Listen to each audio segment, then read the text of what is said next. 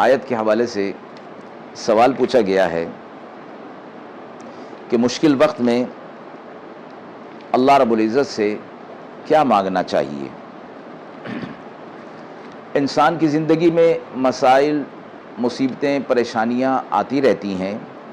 کسی بڑی مصیبت سے بچنے کے لیے دعا میں یہ کہنا کہ اس سے تو بہتر تھا کہ میں فلاں چھوٹی مصیبت کے اندر مبتلا کر دیا جاتا، فرمایا کہ یہ اس طرح کی دعا کرنا مناسب نہیں ہے، بلکہ اللہ تعالیٰ سے ہر مصیبت اور بلا کے وقت عافیت مانگنی چاہیے۔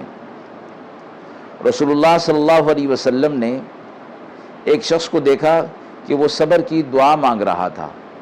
آپ نے اس کو منع فرمایا کہ صبر تو مصیبت اور پریشانی پر ہوتا ہے، بلکہ تم اس دعا کے بجائے اللہ رب العزت سے عافیت کی دعا مانگو۔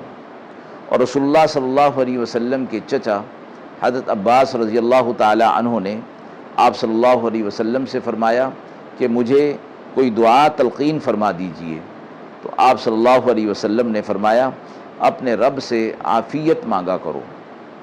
پھر فرماتے ہیں کہ کچھ عرصے کے بعد میں نے آپ صلی اللہ علیہ وسلم سے پھر دعا کی تلقین کا سوال کیا، تو آپ صلی اللہ علیہ وسلم نے فرمایا اللہ تعالیٰ سے دنیا اور آخرت کی عافیت مانگا کریں۔ وآخر دعوانا ان الحمد للہ رب العالمین۔